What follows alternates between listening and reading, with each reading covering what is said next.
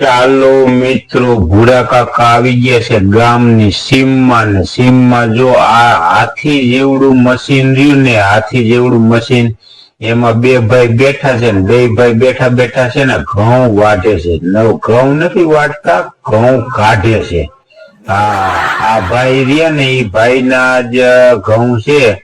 અને જો બધાય ઘઉં કાઢી નાખ્યા ને આ વાસડું ઉભું છે, એની વાસડું એમ કે છે કે ઘઉં થોડાક મારા હાથું રાખ્યા હોત તો હું ખાત.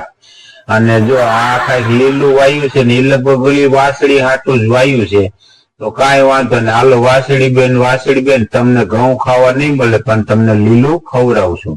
અને આ જો એલા જૂનું વાળી દેશી ગાડા હજી ગામમાં છે, વાડીમાં પડ્યા છે. એટલે આ ગાડું છે, જો ઓલું નથી આપડે નવરાત્રીમાં ઘોઘો ગાતા વાગડિયાનું ઢોરું જય ગામ હોરું, જો આ વાગડિયાનું ઢોરા વાળું ગાડું છે.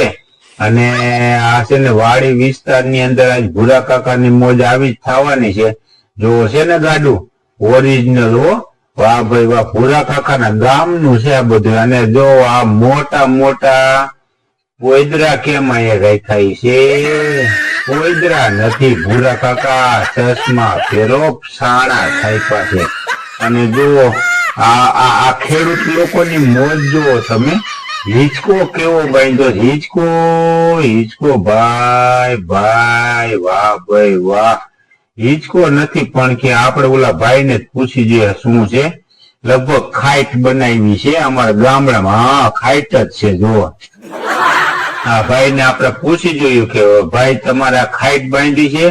તો એ ભાઈ એમ કીધું કે અમે છે ને વરસાદ પાણી થાય એટલે વધુ વાવી દઈ, પછી ભગવાન ને ઉગાડવું હોય તો ઉગાડે, નકર અમે ખાઈટે બેઠા બેઠા હિંચકા ખાઈ અને મજા કરી. એટલે ગામ ને બધાને એમ થાય કે આ રોજ વાડીએ જાય છે ને આને સારું છે, પણ સારું તો ભાઈ આવું છે ભૂરાભાઈ. એટલે એ ભાઈ ને આપણે બધું પૂછી લીધું. જો હિંચકા બાંધી લીધા છે, પણ એ ભાઈ ને કેવું ખારું છે એ તો ભાઈ ને જ ખબર હોય, કારણ કે મંડળી બંડળી ઉપાડી હોય, બિયારણ ખાતર લીધા હોય, પછી જો ભગવાન વળે તો સારું, નકર ખાઈટી હિંચકા ખાઈને સારું કરે આ ભાઈ. બધાય આવવું જોઈએ એટલે વાડીએ એટલે મજા જ કરવાની હોય. પણ આપણે જો આ ભાઈ ની વાડી આવ્યા હતા ને ત્યાં કઈ એટલો ભયંકર રસ્તો હતો ને, તમે જુઓ લગભગ છે ને આ રાતના તો આપણે રસ્તે હાલી જ ન ગઈ, એટલો ડેન્જર રસ્તો હતો. પણ ભૂરા કાકા એટલું સાહસ કર્યું અને સાહસ કરીને એ ભાઈ ની વાડીએ પહોંચી ગયા છે. કારણ કે એ ભાઈ નું આમંત્રણ એવું હતું, ભૂરા કાકા એક વખત મારી વાડીએ આવો. અને મારી વાડીએ ગાડાનો સાણાનો ખાઈટનો ને ઓલું મોટું હાથી જેવું મશીન હતું એનો બધું. જો અહીં કઈક લાગે તો કઈક હરવર થયું ને એટલે ભૂરા કાકા ઉભા રહી ગયા છે. જોઈએ હવે શું છે, કઈ કઈ છે. ઉભા રહ્યો. હા, કઈક હરવર થાય છે, ભૂંડડાઈ છે, રોજડાઈ છે. હાવત દીપડો તો અહીંયા હોય નહીં. ચાલો પાછા આપણે હાલતા થઈ ગયા છે. અને ભયાનક રસ્તો આમ તમે જોવો ને તો આમ આ તો ઠીક થોડું અજવાળું હતું એટલે વાંધો ન આવ્યો, એમાંથી આપણે નીકળી ગયા, પાર પડી ગયા. જો અને આપણે આવી ગયા છે વગડે, અને વગડામાં છે ને જો એક ઝરણું છે, ઓમ તળાવ જ છે પણ બહુ શીસરું તળાવ છે. પણ એ શીસરા તળાવની અંદર વચ્ચોવચ એક ઝરણું છે.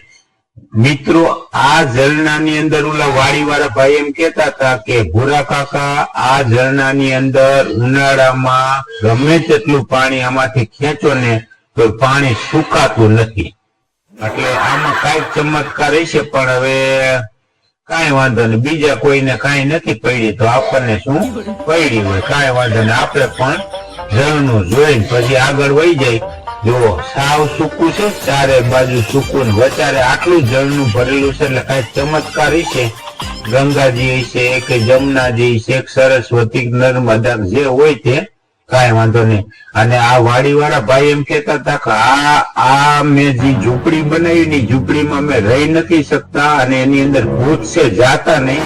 પણ તોય આપણે સાહસ કર્યું છે, આપણે જોવું છે કેવું ભૂત છે. ચાલો આપણે જોઈ લઈ. લગભગ તો છે ને આની અંદર ભૂત હતું જ, કારણ કે એવો અહેસાસ થયો તો અમને, પણ આપણે જોઈ જઈ. અત્યારે શું છે ચાલો એટલે અત્યારે તો કાંઈ છે નહીં, કારણ કે અત્યારે અંજવાળું છે ને એટલે કાંઈ ન હોય, બાકી છે આ ભૂત મહેલ જ. તમે જુઓ કેવો વિચિત્ર ભૂત મહેલ છે. આની અંદર ઈ ભાઈ એમ કહેતા હતા કે આપણે રાતના ક્યાંયથી નીકળીને તો ભડકા થતા હોય, ભડકા. હા, અને ગાયું ને ભેંસું ને બોલતી હોય ને એવું લાગે.